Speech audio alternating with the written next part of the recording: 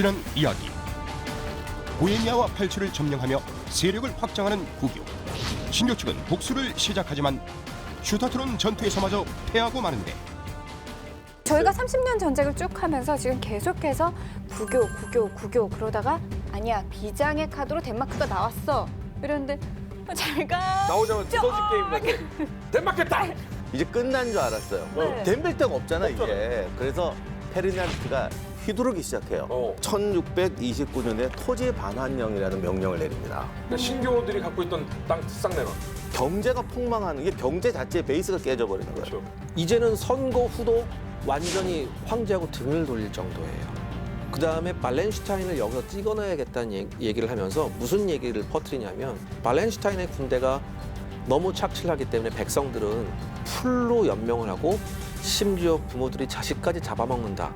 이런 소문까지 냅니다. 이 배후엔 프랑스가 있었어요.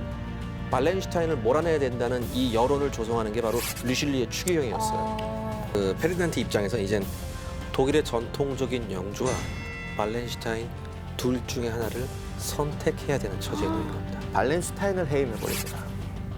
아, 그리고 이때 드디어 스웨덴군이 돌아옵니다. 프랑스가 돈을 대주는 걸로 하고 스웨덴이 드디어 참전을 합니다. 30년 전쟁 세 번째 이야기. 네, 스웨덴 역사상 가장 뛰어난 군주라고 평가를 받는 이 구스타프가 드디어 참전했습니다. 30년 전쟁의 하이라이트 브라이턴펠트 전투가 펼쳐지는데요. 그 전에 이 30년 전투 하면서 저희가 많이 느꼈죠. 굉장히 무기들이 달라지고 있습니다. 어떤 무기들이 있었는지 무기고 다녀오시죠.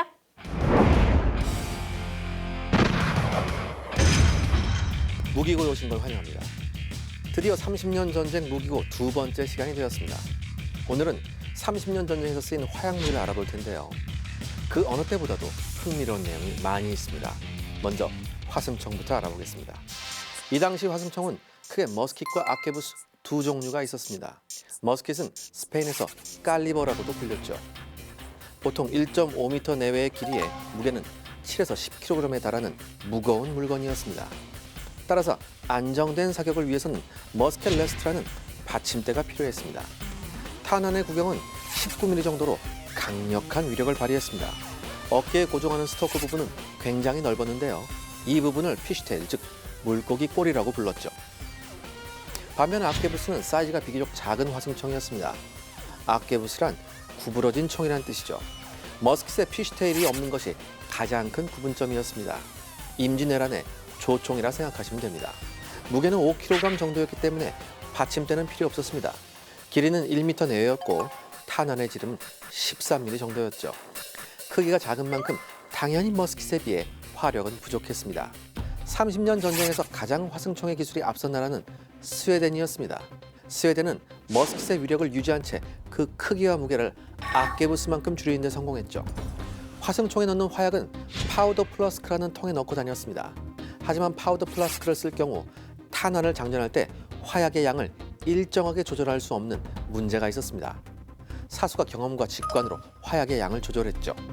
이를 해결하기 위해 밴돌리어라는 탄띠가 등장합니다. 이 밴돌리어에는 10개의 작은 화약통이 달려 있었는데요. 각 화약통에는 한 발을 발사하기 적당한 양의 화약이 들어있어서 사용이 편리했습니다. 아무튼 화승총은 결점이 많은 총이었습니다. 비가 올 때는 무용지물이었고 한 번 물에 젖은 심지는 재사용이 불가능했죠. 결정적으로 화승총은 심지에 계속 불을 붙여 놓아야 하는 번거로움이 있었습니다. 순발력이 떨어진 것은 물론이고 오발이나 폭발의 위험도 항상 따라다녔죠. 이런 결점들 때문에 특히 말탄 기병이 사용하기에는 너무도 불편했습니다. 그런데 이를 극복한 총이 등장합니다. 귀족 기병의 상징과도 같은 휠락 피스톨이었죠. 휠락 피스톨은 태엽과 스프링 그리고 톱니바퀴를 이용한 총이었습니다. 방아쇠를 당기면 태엽바퀴가 돌아가며 해머와 마찰합니다.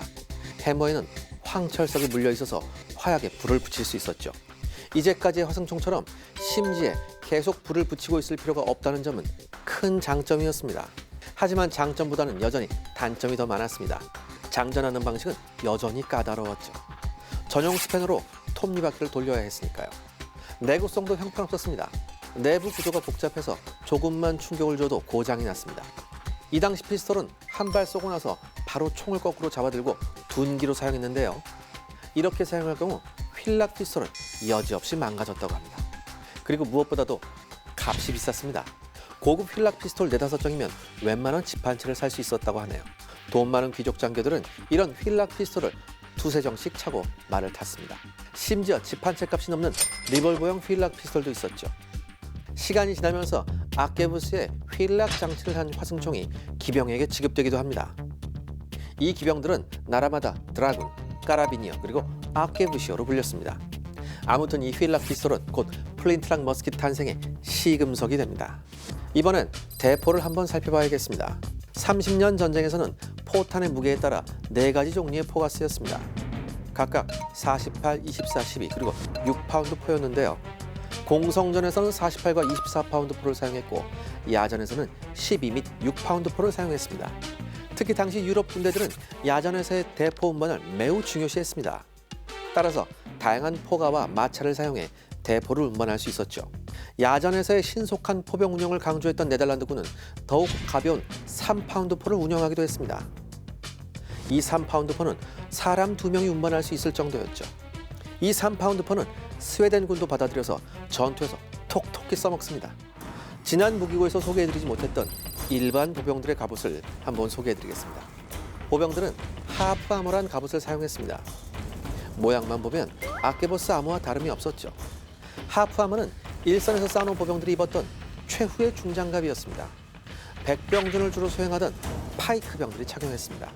헬멧은 모리안과 캐버셋이 보편적이었습니다. 이상으로 30년 전쟁의 화약 무기에 대해 알아봤습니다. 기나긴 30년 전쟁이 점점 클라이막스로 치닫고 있습니다. 이제 그 결과를 확인해 보시죠. 아니 근데 다른 거는 다 뛰어넘더라도 여기서 피스톨이 등장을 하네요. 피스톨이 기병용이에요. 왜냐하면 화승총은 계속 이제 왜 손에다가 네네네. 심지를 들고 있어야 되잖아요. 근데 말 타면서 이게 힘드니까 그리고 2손으로 쓸 수가 없죠. 한 손으로 써야 되니까. 그러니까 이거 말 타면서도 쏠 수 있는 총. 근데 대부분 말 그때 귀족이 탔거든요. 그렇겠죠. 그래서 귀족이 쓸 수 있는 권총 그걸 만들기 시작했죠. 근데 심지어는 여지껏은 아예 참 옛날 총들 이런 느낌이었는데 네. 피스톨은 이제 무기가 눈에 익어. 이 피스톨 특히 네. 저기 휠락 피스톨을 만들면서 3가지 중요한 부품이 본격적으로 쓰이게 됩니다. 스프링, 톱니바퀴, 그다음에 태엽 이것들이 쓰이게 되죠. 그러니까 요 저기 휠락이라서 동그란 거 있죠. 네. 네. 저거를 스패너로 돌려요. 태엽을 딱 돌린 다음에 방아쇠를 당기면 태엽이 탁탁탁탁 돌아가면서 마찰을 일으키는 거예요.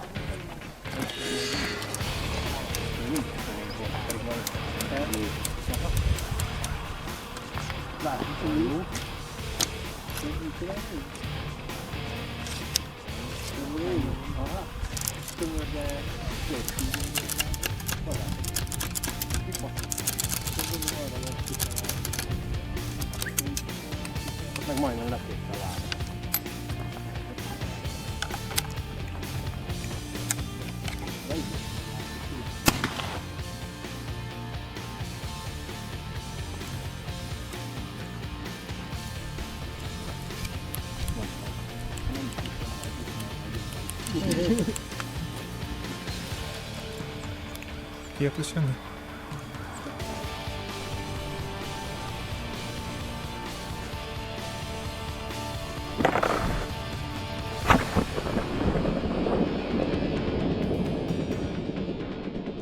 그냥 피스톨이 아니라 그냥 우리가 생각하는 뭐 방아쇠 당기면 땅 이게 아니라 네. 대단히 정교하고 복잡한 기계가 필요한 거예요. 네. 이게. 그러니까 이게 당시에 무슨 대장장이나 이런 사람이 만든 게 아니라 시계 기사들이 만들었어요.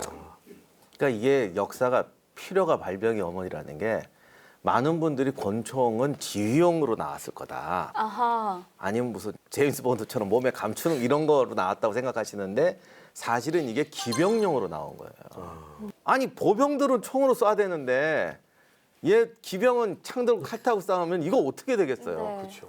그래서 야 우리도 뭔가 땡겨보자. 이래서 필요에 의해서 혁신적인 총이 나온 거죠. 왜냐하면 서서 쏘는 총하고는 완전 구조 자체가 달라야 되고 그다음에 이제 기계공학이 발달하는 데 있어서 옛날에는 우리 다 동양이 앞섰다고 그러잖아요. 근데 사실 그것도 잘 틀린 말이에요. 왜냐하면 과학기술은 뭐 동양이 앞섰는데 과학기술도 한두 개냐고. 그렇죠. 그러니까 이게 뭐 분야로 나가면 다 다른데 이게 소형화가 되기 시작하면은요 정밀해지는 것뿐만이 아니라 소재라든가 이런 여러 가지가 다 같이 발달해요. 그렇죠. 소재공학과 예, 과학기술 그리고 같이 하니까. 그뿐이 아니라 그런 정밀한 거를 만들어내려면 뭐랄까 기술을 개발하는 어떤 시스템 네.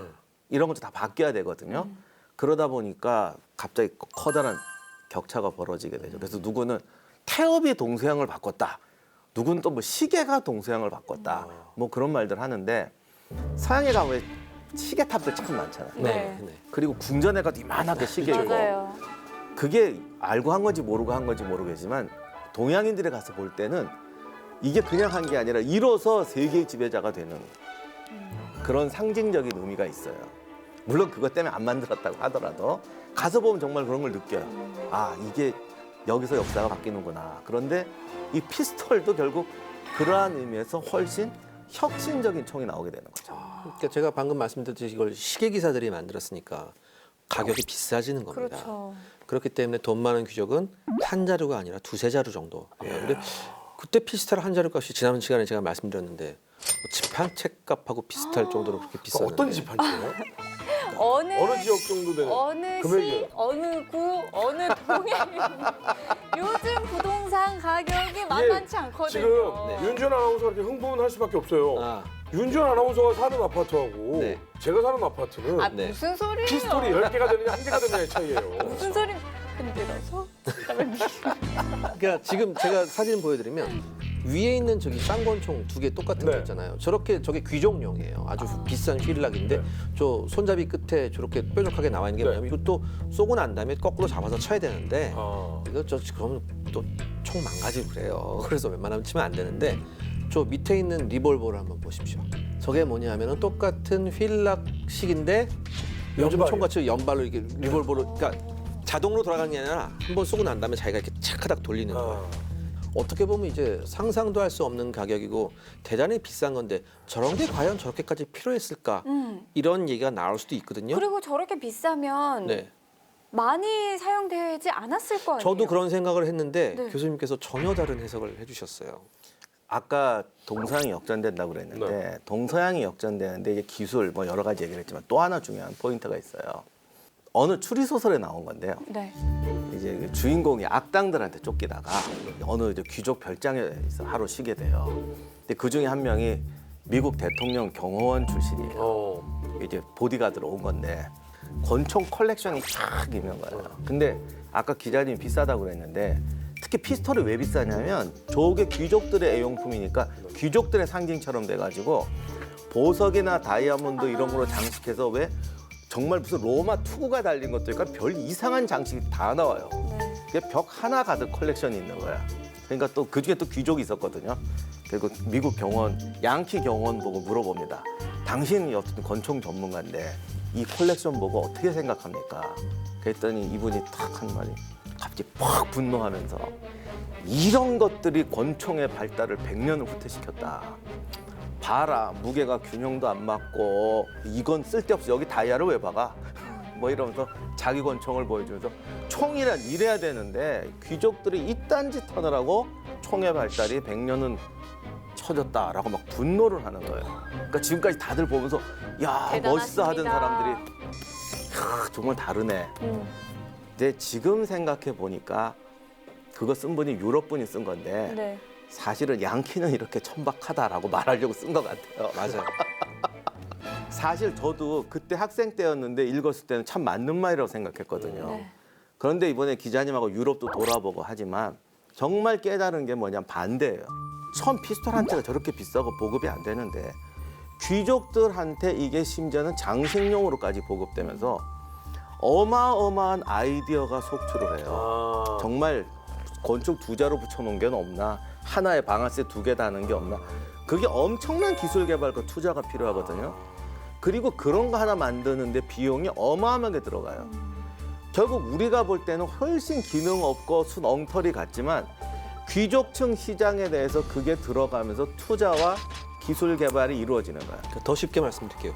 보급형을 만드는 것보단 사치품을 만드는데 훨씬 더 많은 테크놀로지가 들어갑니다. 여기서부터 시작되는 거예요. 완전 우리는 반대로 지금. 그래서 우리가 역사를 이해할 때 사치품은 전혀 쓸데없다라고 생각하는데 잘못됐다. 초기 개발 단계에서는 사실은 부자들한테 사치품을 팔아먹는 게 그 소위 부가가치가 10배, 100배가 높아요. 그리고 그들은 충분히 그거를 소비하기 그렇죠. 때문에 그러니까 더더욱이 유통이 잘 되겠죠. 그러니까 사실 가난한 사람들 입장에서 보면 좀 씁쓸한 씁쓸하죠. 그리고 면이죠. 저런 걸 써야 돼 그러는데 어떻게 보면 그들이 그렇게 써주는 게 산업을 발달시켜서 그렇죠. 보급화시키는데 크게 공헌하는 거예요. 그 저렇게 아니 한 채 팔면 우리가 여지껏 투자한 돈 다 뽑을 수 있어라고 하면 누구나 다 열심히 투자를 할 테니까. 그래서 부가 분배되는 데는 두 가지 방식인데 하나는 직접 분배, 복지로 나눠주는 것도 필요하지만 반대로 그 사람들이 아무 생각이 없어. 나는 나만 잘 먹고 잘 살 거야라고 하는데 사실은 그렇게 사치품 생산하는데도 이게 전혀 사회 발달하고 관련이 없지 않다는 건데. 일종의 낙수 효과 아닌가요? 그렇죠. 근데 동양 사회는 그걸 못하게 했거든요. 특히 우리나라는 절대 못하게 했어요. 제가 다시 한번 강조드리면 사치품은 테크놀로지 발전에 결정적 역할을 합니다. 거기서 가장 큰 부가가치가 나오기 때문에. 귀족용 피스톨이 탄생하며 무기 기술 발달이 가속화되고 30년 전쟁의 무기도 기하급수적으로 발달하게 된다. 구교와 신교의 대립 속에서 계속된 승리를 차지한 구교. 하지만 드디어 신교의 위기를 타파할 스웨덴 구스타프가 등장하는데 다시 이제 전투로 돌아와서 그렇다면 이제 스웨덴이 본격적으로 출격을 하나요? 이게 되게 중요한 게 구교는 완벽하게 신교를 완전히 이겼어요. 네. 완벽하게 이겼어. 근데 구교끼리 4분 5열을 해버리면서 완전 여기가 와 무주공산이 되는 느낌이 지금 들었는데 다른 국가들은 다 전쟁에 참여했었는데 스웨덴은 힘을 많이 쌓아놓은 축적한 상태였잖아요. 1630년에 스웨덴군이 독일의 그 베를린 북쪽 우제돔에 상륙합니다. 그러니까 독일을 보면 바다가 북쪽에만 있어요. 독일이 바다가 있어요? 북쪽에. 그 발트해 쪽에 있어요. 아 독일 왜 해군도 있잖아요. 여지껏 몰랐어요 나? 유보트도 있잖아요. 아 그러네. 나 정말 무식하다. 나 독일은 바다가 없는 나라라고 생각했어. 그러니까 그 북쪽에 북극 쪽에 있는데 거기 이제 우리나라 경포호수 같이 석호가 만들어지고 묘하게 하여간 생긴 동네가 있어요. 네. 거기가 아주 요새화된 지역인데 그 우제돔이라는 곳으로 그 스웨덴군이 상륙을 합니다. 16개의 기병대와 92개의 보병대 모두 13,000명의 군대였어요. 사실 많은 건 아니죠. 그러네요. 스웨덴이 이때 인구가 500만도 안 돼요. 사실은 그러니까 스웨덴이 참전 안 하려고 하는 것도 나름 이유는 있어요. 그러네요. 그래서 이 13,000의 군대도 다 조달할 수가 없어서 또 그때 핀란드가 스웨덴 식민지였거든요. 네. 그거는 어떻게 스웨덴 핀란드로 구성하고 보병대는 다수가 용병들, 용병. 다 용병이라 해도 외국 군대였죠. 네네. 주로 많이 왔던 게 스코틀랜드, 영국, 야, 독일. 다 오는데. 항상 그 좀 이렇게 싸움 잘하는 동네는 다 거기예요. 어. 그쪽 군대들이 많이 왔어요. 그러면 아무리 사실 구교가 요즘에 힘이 좀 약해졌다라고는 해도 아유 전적이 있죠. 이거 백전노장부터 시작해서 이 경험이 많은 군대잖아요. 여기서 전투 바로 붙으면은 깨질 것 같다라는 생각이 드는데. 그러니까 구스타프는 이제 해안에 상륙해서 네. 한동안에 해안 지방에 있는 황제군을 몰아내는 데 주력을 합니다. 네. 근데 문제는 이제 개신교들이 일치 단결해서 구교한테 대항한다라고 지금까지 생각해왔지만 방송 보신 분들은 알 거예요. 네네. 개신교들은 의외로 단합이 잘 안 돼요. 그리고 이때 많은 개신교들이 놀랍게도 중립을 표방합니다. 스웨덴군이 왔음에도 불구하고. 그래서 사절들을 소집을 해서 구스타프가 얘기를 합니다. 이거 유명한 말인데 뭐라고 했냐면 눈을 뜨고 세상을 제대로 볼 때입니다. 자기 영지에서 황제의 지휘관이 될 수도 없고 충복이 될 수도 없을 것입니다. 당신들은. 양처럼 가만히 있다면 늑대에게 잡아먹을 것이요. 내가 국경에 나타나면 양자태계를 하십시오. 그 중간은 절대 없습니다. 이런 식으로 사절들을 모아놓고 얘기를 합니다. 약간은 경고성 말하는데. 근데 왜 그러냐면 말 속에 가시가 있는데 독일 사람 입장에서 보면 스웨덴도 침략자예요. 그렇죠. 침략자가 아니라도 외국 군대잖아요. 그쵸. 그러니까 이런 거죠. 니들 오스트리아한테 먹힐래? 나한테 먹힐래? 호랑이한테 먹힐래? 늑대한테 먹힐래? 좋은 쪽을 골라라. 이런 뜻이에요, 사실. 그러니까 좋게 독일 말한 거지만. 입장에서는 어떻게 보면은 지금 종교의 전투보다는 나라의 전투 개념으로 조금 아까 봤어요. 제가 말씀드렸잖아요. 30년 전쟁의 성격은 절대 종교 전쟁이 아니에요. 그러니까 왕권 싸움, 그다음에 영토 싸움 뭐 요 정도 되는 느낌이지. 사실은 신교 구교는 진영만 나눠져 있을 뿐이지 그닥 명실상 뭐 이렇게 명분만 세우는 것 같아요. 그러니까 아무튼 독일 입장에서는 둘 다 외국 군대인데 그렇죠. 둘 중에 마음에 드는 애 골라. 너희들은 힘 없잖아. 다 이런 말이거든요. 네. 그럼 그들은 어떤 선택을 하나요? 그러니까 이제 이게 고민스러운 거죠. 그래도 신교니까 스웨덴을 밀어주느냐, 합스부르크를 밀어주느냐. 근데 아까 기자님도 말씀하셨지만 이 신교의 당시에 큰 세력이 루터파와 켈빈파인데 아우스부르크 종교회의 때도 종교의 자유를 허용했다고 하지만 루터파만 허용했고 켈빈파는 허용을 안 했어요. 그러니까 이때도 켈빈파는 또 이단이었어요. 그래서 이 또 영주들 중에도 또 루터파가 있고 켈빈파가 있어요. 얘들이 이제 또 싸워서 이게 단합이 안 되는데 아무튼 이 논쟁 끝에 루터파의 최대 세력이었던 작센 선제였던 요한 게오르크가 스웨덴군에 합류합니다. 그리고 켈빈파였던 게오르크 비렐름도 동맹에 가담해서 루터와 켈빈파의 가장 큰 영주들이 가담을 하게 되죠. 그랬더니 여기서 이제 또 결정적인 사건이 하나 터져요. 우리가 이걸 생각해봐야 됩니다. 그 스웨덴이 상륙을 했지만 항상 우리가 문제가 되는 게 군자급이잖아요. 네. 국교였던 프랑스가 거의 아무 조건 없이 스웨덴한테 5년 동안 군자금을 지원해주겠다고 계약을 맺습니다. 네. 근데 구스타프 입장에서 조건이 없다는 건 오히려 더 무서워요. 말이 안 돼. 그렇기 때문에 구스타프는 이런 얘기를 합니다. 조건을 줘. 대신에 스웨덴군이 점령한 국교 영지의 종교 자유를 보장하고 중립을 밝히는 영지는 공격하지 않겠다라고 해요. 이게 바로 리슐리에가 궁극적으로 원했던 겁니다, 사실. 리슐리에는 이거를 자기가 치사하게 나 이렇게 해줄 테니까 너 이렇게 해줘. 이렇게 얘기하면 구스타프 성격에 저걸 안 받아들일 그렇죠, 수도 있다고 그렇죠. 생각을 했었어요. 그렇기 때문에 오히려 조건 없이. 구스타프 앞에서는 조건 없이 5년간 무조건 군자금 대주겠다 이렇게 얘기했죠. 그러다가 그냥 땡큐 이러면 어떻게 하려고? 그러니까 그냥 땡큐 하는 건 우리 같은 보통 사람들이 생각하는 거고 이런 사람들은 죄송합니다. 아니 저기요 보통 사람 네. 보통이라도 가는 게 어딥니까? 적당히 살다 가겠습니다. 아니 그러면 지금 프랑스 그러니까 리슐리에 입장에서는 스웨덴이 전쟁을 이기게 하지만 구교가 신교를 도와서 신교의 승리를 하게 하는 게 아니라 종교는 구교로 자유를 보장하게 네. 요거를 위해서 그것까지 하면 안 되죠. 프랑스는 그러니까 항상 그 다음이 있어야 되는데 맞아요. 내가 신교 편을 들어서까진 좋은데 네. 그것도 좋지도 않지만 구교의 종교 보장해 준다거나 이런 게 있어야지 해주지. 그거 없으면 그 다음엔 자기가 또 역적이 되잖아. 근데 지난 시간에 영국이 아우 내가 다 해줄게. 의회 승인 이거밖에 안 나와서 야 이거밖에 집행이 안 돼서 이랬는데 프랑스는 좀 다른 거죠. 근데 프랑스는 대륙에 자리 잡고 있기 때문에 네. 뭔가 계속 명분을 갖고 가야 되고 네. 영국은 적이 있기 때문에 그래 힘들어 도와줄게. 힘들어 도와줄게. 입장이 다른 거예요. 못하면 바다 건너서 아뭐 내가 그러려고 그랬나? 이런 느낌이잖아요. 얘네가 허락을 안 해줬어. 프랑스는 옆에 있으니까. 그래서 막 그래 미안해 너도 줄게. 이렇게 하면 영국은 그래도 돼. 근데 프랑스는 여기 땅에 자리 잡고 있기 때문에 그러면 안 돼요. 되는구나. 그리고 지금 기자님 정말 좋은 얘기 하셨는데 이 외교라는 거는 명분이 있어야 되는데 이 명분이란 걸 우리는 좀 잘못 이해해요. 근데 솔직히 이건 한국이 우리가 정말 반성해야 되는 게 우리는 명분이 정의, 도덕 이런 걸 생각해요. 그렇죠. 그래서 나는 정의로운 입장이야. 너는 악이야. 이렇게 외교에 나가거든요. 네. 그러면 협상에서 원하는 걸 얻어내도 나는 정이고 승리했고 너는 악이고 실패했지. 다음에 또 원수가 돼요. 외교는 이렇게 하는 게 아니에요. 유럽에서 말하는 명분은 각자에게 그런 행동을 할 수 있거나 또는 폼을 낼 수 있는 걸 하나씩 주는 거예요. 난 돈 줬다. 그 대신 그래? 그러면 내가 너한테 이런 거 해서 해줄게. 이런 식으로 해서 각자가 딜을 통해서 서로 좋은 걸 했다라고. 얻는 게 있는. 예. 약간은 그러면 서양의 외교는 어떻게 보면 무역하고 비슷하네요. 그렇죠. 그러니까 이 좋은 지적이에요. 그러니까 네네. 도덕적 정의로운 명분이 아니라 서로 이익을 추구하고 명성을 추구하는 거예요. 그걸 나눠줘야지. 그렇지. 기자님 말씀대로 프랑스가 다 했어도 나 돈 주고 할 테니까 네가 이거 해줘. 이렇게 해야지. 밖에다 대고 내가 돈도 줬다? 이것도 내가 다 했다? 쟤는 우리 꼬봉이다? 이래버리면 그 다음에 구스타프는 뭐라고 하겠는데 언젠가 이거 갚는다.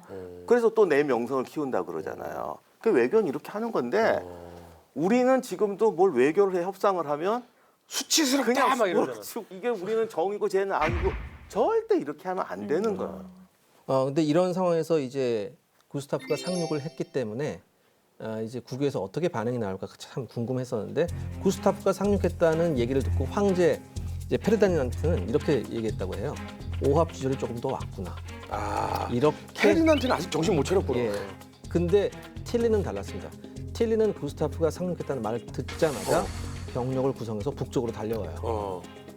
진짜 페르디난드는 발렌슈타인, 틸리 없었으면 그리고 뒤에 이제 막시무스 없었으면 그냥 아무것도 아닌 막시밀리안. 막시밀리안 없었어. 막시무스는 니노 블라디- 막시무스 카이저솔베. 노래 한 곡 해주시죠. 니노 막시무스 카이저솔베. 레오 때문에 헷갈렸네. 막시밀리안. 그러면 발렌슈타인을 해임하고 이제는 틸리밖에 남지 않은 상황인데 아무리 오합조지라고 생각하고 처음부터 보는 스웨덴이지만 단단히 준비를 하고 왔단 말이죠. 근데 여기서 구스타프가 계속해서 그 개신교들을 통합하려고 노력을 하면서 이제 아래쪽까지 내려오려고 하는 이 상황에 틸리가 와서 이제 대치를 하게 되는데 네. 처음에 틸리는 과감하게 그 그러니까 구스타프가 군대를 둘로 약간 어설프게 나눠져 있는 상태였는데 네. 그 사이를 파고들려고 했었어요. 틸리가 아주 작은 승리를 거둡니다. 여기서 약 2천의 스웨덴군을 격파를 하죠. 이렇게 되니까 이제 구스타프도 주변에 있던 병력을 한 곳으로 집결해서 틸리하고 대결을 하려고 합니다. 근데 이제 이 틸리가 있었던 그 황제군이 있었던 곳 부근에 네. 이제 프랑크푸르트하고 네. 그다음에 마그데부르크라는 데가 있었는데 이 프랑크푸르트 같은 데는 어찌어찌해서 스웨덴군이 이제 지나가게 허락은 해줬지만 중요한 건 마그데부르크는 사실 그 당시에는 프랑크푸르트보다 훨씬 더 중요한 데였어요. 근데 이 스웨덴군이 이 마그데부르크로 접근하려면 작센을 지나가야 되는데 이 작센 선거후가 아직 황제 편에 붙을지 개신교에 붙을지 결정을 못하고 있는 상태였습니다. 이게 문제가 되죠. 큰 힘을 가지고 있는 지역인데. 약간 의외였던 게 여기서 구스타프가 마그데부르크를 포기해버려요. 사실 마그데부르크는 구스타프가 몰래 자기 부하를 보내서 신교도 봉기를 일으킨 곳이거든요. 그래서 마그데부르크는 계속해서 구스타프가 오길 기다리고 있었던 상태였거든요. 근데 여기서 구스타프가 포기해버려요. 그리고 이 상황에서 이 구교 측에서 틸리 부하 중에서 가장 과격한 인물 중에 파펜하임이라고 있습니다. 이 파펜하임이 마그데부르크를 들어가면서 그냥 점령하러 들어가는 게 아니라 여기서 더 참사가 벌어집니다. 왜요? 이제 뭐 30년 전쟁이 매번 그랬었지만 그 어디서도 볼 수 없었던 대약탈이 여기서. 근데 사실 이제 신교가 봉기를 하고 그게 성공을 했으니까 네. 황제군 입장에서는 틸리 입장에서는 진압을 할 수 있는 명분은 있는데 네. 근데 사실 틸리는 굉장히 권위를 중요시 여기고 명예를 중요시 여기는 사람이라 이런 약탈은 안 해왔었잖아요. 우리가 이제 그동안 틸리에 대해서 좀 좋게 얘기를 했는데 그래 맞아요. 상대적으로 그렇다는 거지. 틸리 부대도 상당수가 용병이었어요. 지난번에 그 얘기를 안 한 건지 너무 헷갈리니까 안 한 건데 상대적으로 틸리도 부대 유지하고 약탈 못하게 하느라고 엄청 고생했어요. 머리가 정말 쉔데 이것 때문에. 그러니까 다시 말하면 자질구레한 거는 늘 한다는 거예요. 근데 여기 사실 대형 사고가 터지는 게 발렌슈타인을 해임했잖아요. 네. 이 인간이 만만한 인간이냐고. 발렌슈타인 대단한 네, 인물이죠. 그러니까 딱 해임하니까 네. 알겠습니다 하고 갔지. 네. 가면서 모든 보급을 끊어버려요. 그렇지. 발렌슈타인은 어마어마한 공장에서 돈과 무기가 쏟아져 나왔잖아요. 틸리가 보급을 못 받거든요. 이걸 지난번에 맞아요. 얘기했지만 발렌슈타인이 병력은 좀 웬만큼 대부분 놔두고 갔는데 보급품은 싹 가져가거든요. 그러니까 틸리 황제군한테 보급했던 것도 발렌슈타인 안 되는 개인이었어요? 그 공자에서 나왔던 거예요. 제가 말씀드렸잖아요. 발렌스타인은 어마어마했잖아요. 그러니까 이때 그 신성 로마 제국이 돈이 별로 없어요. 그러니까요. 막시밀리안 아니었으면 전쟁도 못했던 예, 나라잖아요. 그러니까 틸리 부대가 완전히 적진고립처럼 돼가지고 틸리가 원래 젊었을 때부터 군에 살은 사람인데 내 평생에 그러니까 모든 게 딸리고 이게 식량뿐이 아니라 뭐 포탄, 군대 필요한 게 한두 개예요. 그렇죠. 다 없는 거예요. 저 발렌슈타인 너무한 거 아니에요? 야, 우리 헤어져. 너 내가 줬던 반지 총 다 내놔. 뭐 이렇게 한 거잖아. 그 발렌슈타인 입장에서는 내 증가를 그쵸. 알아봐라 네, 이거죠. 알아봐주지 못했던 나 없이 거에 한번 대한 살아봐라. 뭐 금복 싹 다 가져가는 거야. 너 안에 입고 있는 깔깔이 내놔. 야 겨울인데 안돼 내 거야. 비슷합니다. 정말 그 꼴이 나서 틀리군 데가 상당히 줄어요 또. 아. 그리고 주변을 약탈하기 시작하는데 지금 구스타프랑 싸워야 되잖아요. 네. 그러니까 어디 좀 거점이 있어야 되는 거예요. 근데 이 마그데부르크가 또 일종의 나름 네네. 상업 공업 도시여서 여기를 들어간 게 이거를 거점으로 삼아 영지가 없잖아요 자기는 지금. 그러니까 이걸 거점으로 삼아서 베이스 캠프를 만들어야겠다라고 들어갔는데 네. 맞아요. 그런 면에서 보면 전혀 마그데부르크를 파괴할 이유가 없어요. 그러니까 거기를 그렇죠, 그렇죠. 전략 기지 삼아야지. 네. 더군다나 마그데부르크는 그 좀 대단히 그때 당시에는 큰 도시였어요. 그렇죠. 시민이 3만이 넘었으니까 오. 그때 당시 기준으로 했을 때. 그런데요. 그런데 굴문 말이 황제군이지 사실상 다른 부대와 별 차이 없었던 굴문 애들을 도시에 풀었더니 얘들이 어마어마한 약탈을 시작한 거예요. 근데 아까 기자님 말씀 파펜하임이 일부러 그랬는지 이 사람 원래 기병대장인데 원래 기병이 제일 먼저 가잖아요. 네. 뚫다가 일부러 그랬는지 사고였는지 불이 나 버렸어요. 파펜하임 구역에서. 아 네. 이게 불이 나면 통제가 안 되잖아요. 그랬더니 병사들이 만세. 그리고 아마 일부러 또 지른 놈도 불 붙는 데다 집어던지는 놈도 많을 거야. 그래가지고 마구잡이 약탈을 시작했죠. 어느 정도였냐면은 파펜하임의 병사들하고 불길 속에 마그데부르크 이 시민들이 속도로 붙고 나갑니다. 아까 제가 3만이라고 했죠. 네. 이 일이 끝났을 때 살아남은 시민이 약 5천 정도. 에? 아니 약탈까지는 이해하겠는데 무고한 시민들을 학살을 한 거네요. 근데 더 여기서 좀 소름 끼치는 일은 거점으로 삼아야 되는데 이걸 이렇게 해버렸잖아요. 풍비박살 난 근데 거죠. 파펜하임은 자기 일기에 뭐라고 써놨냐면 약탈 덕분에 병사들이 한몫 단단히 챙겨서 매우 흡족하다 이렇게 사기가 올랐다 이런 거죠. 그냥 멍청한 조삼모사야 조삼모사. 그러니까 지금 여기를 거점으로 삼아서 이제 스웨덴군하고 붙을 준비를 해야 되는 건데 여기를 박살내놓고 주머니 가득하니까 기분 좋아가 된 거잖아요. 오히려 당황한 게 그때 틸리라고 하더라고요. 틸리가 매우 당황했다고. 와보니 거점은커녕 이게 돼 있는데 이게 한번 무질서라는 게 얼마나 무섭냐면요. 우리도 겪잖아요. 멀쩡한 사람들이 갑자기 기근이 닥치거나 무정부 상태가 되면 정말 뭐 제가 통계는 모르겠지만 60% 80%가 진짜 돌변하거든요. 네. 불이 꺼졌거든요. 폐허가 됐잖아. 네. 근데 이제 살아남은 사람들이 지하에서 기어 나오는 거예요. 네. 그걸 보더니 아 지하실이 있었지. 원래 또 지하에 뭐 약탈하러 가요? 그렇죠. 원래 지하실에 뭐 창고로 쓰잖아요. 제일 귀중한 것들을 품고 지하로 들어간 거지. 그리고 또 지하실 곡물 같은 거 있어요. 만세 그러고 이걸 파내다 지하실 약탈이 시작돼요. 아휴. 그러니까 태운 제 밑을 또 파는 거죠. 그러니까 이 완전히 잿더미가 돼서 아무것도 없어지고 마그데부르크 대성당 하나만 딱 남습니다.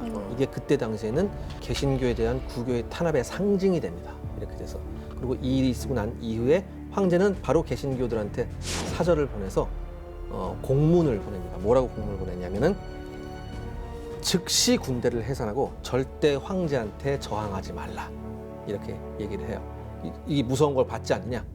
아, 그러니까 이런 거는 사실은 우리가 원했던 것이 아닌데 이런 실수가 있었다가 아니라 그렇게 해야 되는데 니네 앞으로 이렇게 되기 싫으면 군대 해산해. 봤지? 약간 이런 식으로 들어. 아 이렇게 되면은 오히려 반발은 더 심해질 것 같아요. 이제 그러니까. 복수심이 더 불타오르지 않을까요? 그렇죠. 그 바람에 이제 신교 군대가 확실하게 구스타프에 가입을 하게 되죠. 아, 오히려 그 명분을 전쟁, 만들어줬네요. 그렇죠. 네. 전쟁 전에 신교가 뭉치게 만들어줬네. 그러니까 구스타프가 왜 진격을 못하냐면 앞으로도 계속 이 문제가 터지는데 자기는 독일의 기반이 없기 때문에 군대는 보급 떨어지면 끝인데 얘들이 지속적으로 보급을 해준다는 보장이 없어요. 그리고 영내로 들어가면 얘들은 계속 이민족 군대니까 걔들이 뒤를 막거나 끊어버리면 끝이거든요. 네. 그리고 이 30년 전쟁 우리 많이 해봤지만 예를 들면 구스타프가 막 진격을 했다 쳐요. 작센에서 막 밀어줘. 저기까지 갔어. 보급 끊어. 또 딜이 오는 거죠. 아, 네가 점령한 것 중에 반은 내놔라. 이럴 수가 있거든요. 그렇죠. 그러니까 구스타프가 이렇게 운신을 마음대로 못해요.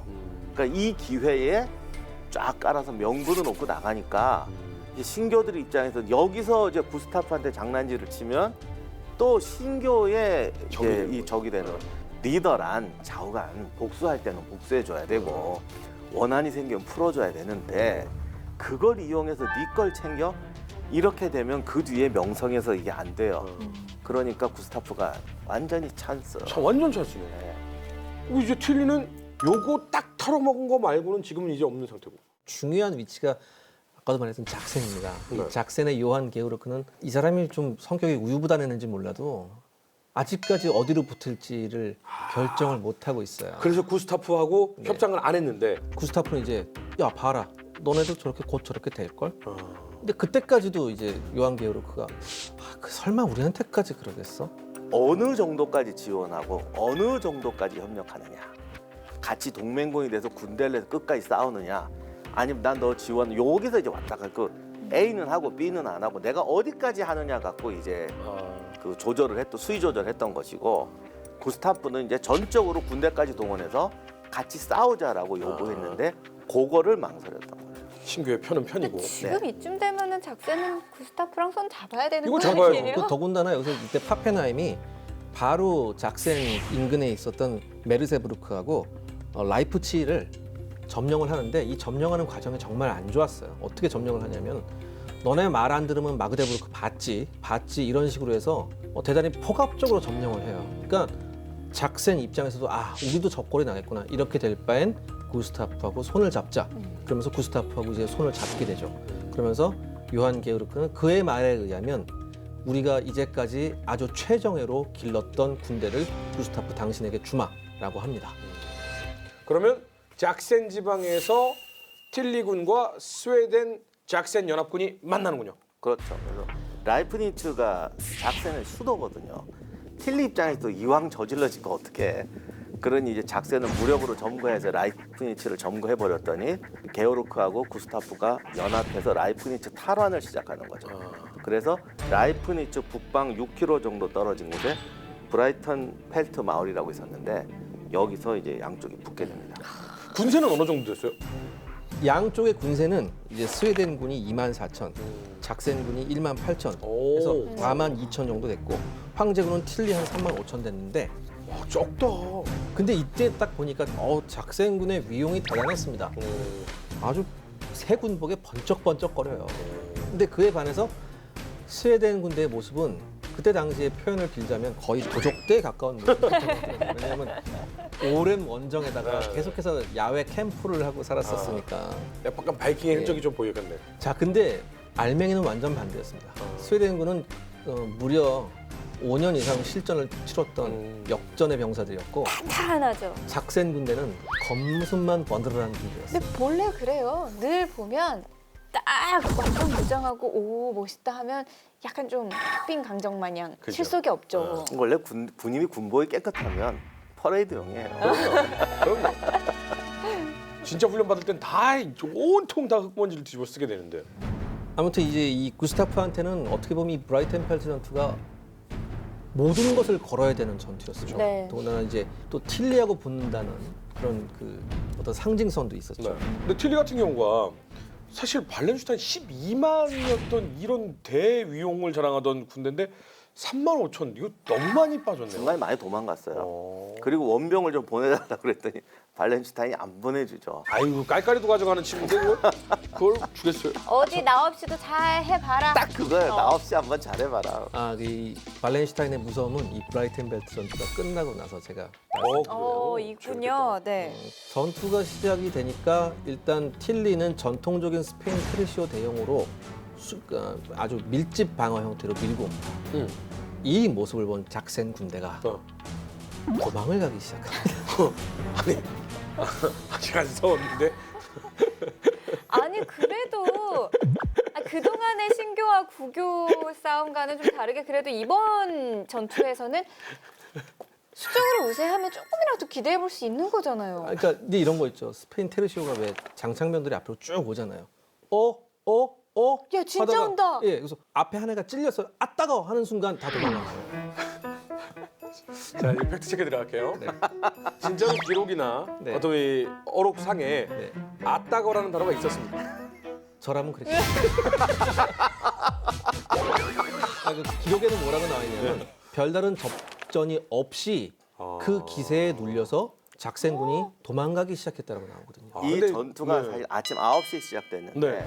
근대전이잖아요. 그러니까 포격으로 시작하는 거예요. 빵빵 터지는데 틸리군이 조금 움직이니까 네.